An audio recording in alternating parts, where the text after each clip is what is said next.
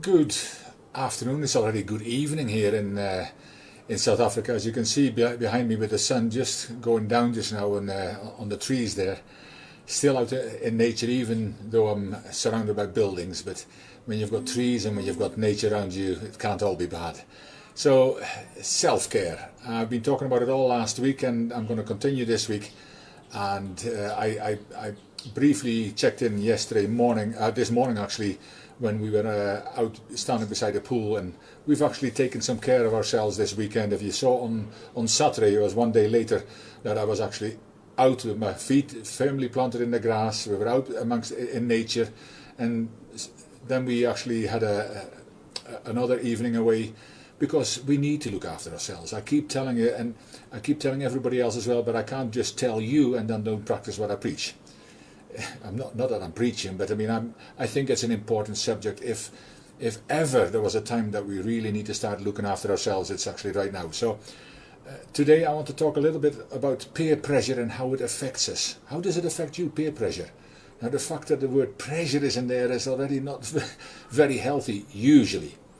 But there is a saying by my friend and mentor Les Brown. He says, "Don't let other people's opinion of you become your reality." Now, unfortunately, it is the reality for so many people, and especially the younger generation. But it's not just the younger generation. I mean, even older people, they are so worried about the opinions of others and what people think of them. But how much does peer pressure actually affect us? Now, you will actually know by the way you try to appease everyone, by how you become a people pleaser, when you adjust your personality, even dumb down yourself just to keep other people happy, just to belong. Now, I can talk a little bit into that as well, but when you look at the pressure, peer pressure, I mean, it's about stress, emotions, and quite often negative emotions, depression, even suicidal thoughts, and so many more emotions. I mean, the worst thing is, it often comes from the people around you, people close to you, your family, your friends, your acquaintances. But first of all, it can be good or bad, because of course the bad thing is when you get surrounded by a group who are into drugs, alcohol, smoking, the way you dress.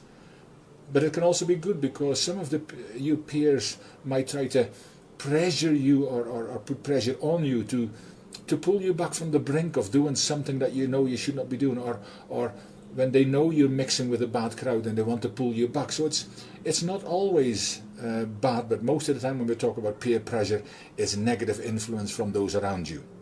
Now, Les Brown always said that there is, if you want to look at the way your life's going, look at the 5, maybe even 10 people around you, because you will become, if 8 of the people around you are broke, if 8 of them are doing something, and you can feel that in yourself, you quite often become number 9.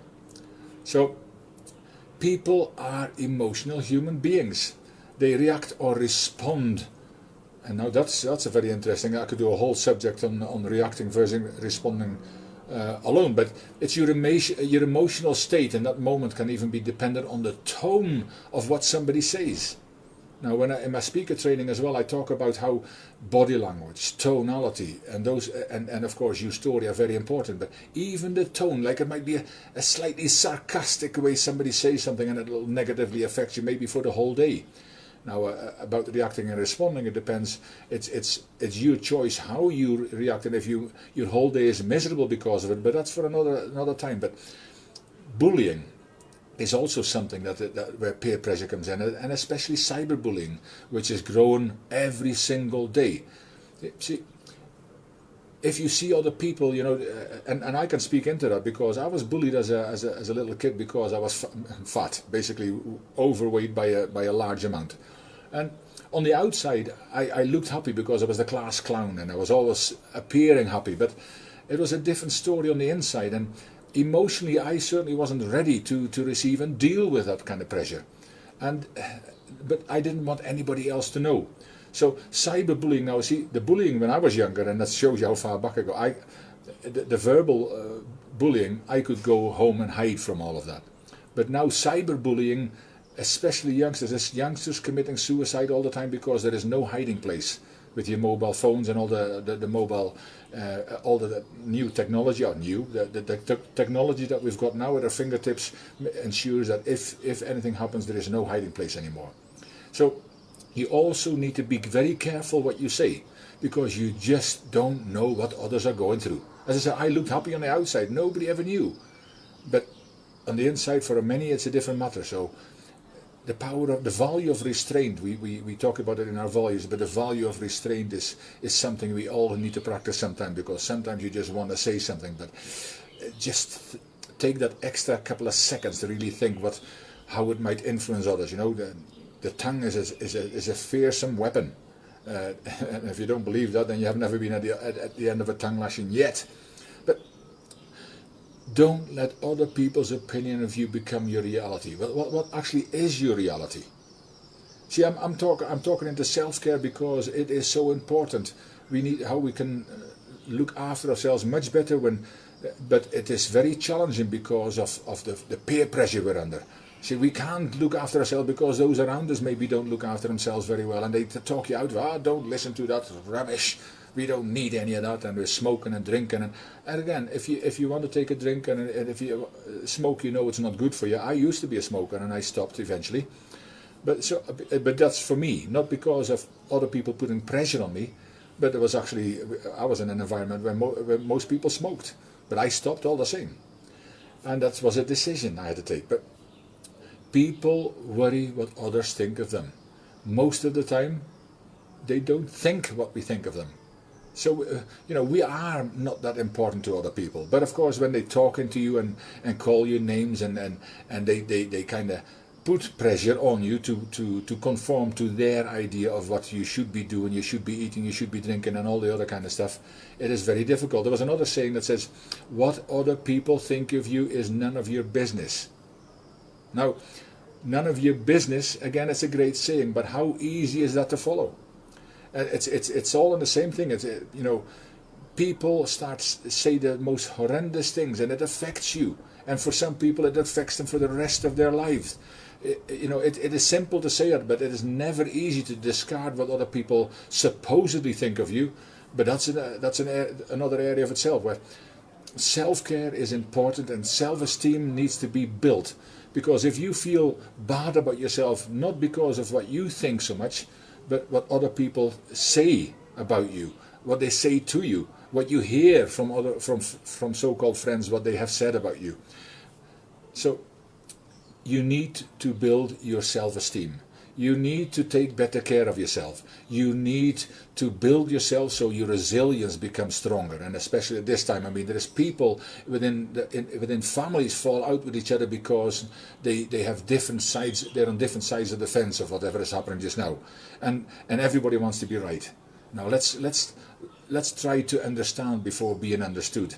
We might already get a long way towards being more appeasing of each other and more accepting of each other. Find out with peer pressure, and as I say, it's with adults the same as with youngsters, but find out where you are with this. And if it affects you badly, then take action from building yourself to finding somebody to talk to, even a support group. There is many ways that you can look after yourself, but talk to somebody. If you can't deal with it yourself, if the peer pressure is so strong, find at least somebody. There is always somebody who is willing to listen. So, find somebody, and even there is groups that can help you. But you might even have to remove yourself from some of the people you surround yourself with, or at least spend a little bit less time with them. Remember, the 5 closest people to you probably govern how you're going to live the rest of your life. And, I've listened to people and they said they removed themselves from some of their closest friends because they were not going in the right direction. They were not going in the direction that person wanted to go. And I say, don't say discard them altogether, but at least explain to them how you can become, explain to them that you just cannot be around them the same, because you are growing, you feel that you need to build yourself, you need to take better care of yourself, and you encourage them too. But if they don't want to, then you need to make some better choices, because you deserve better, and you are worth it.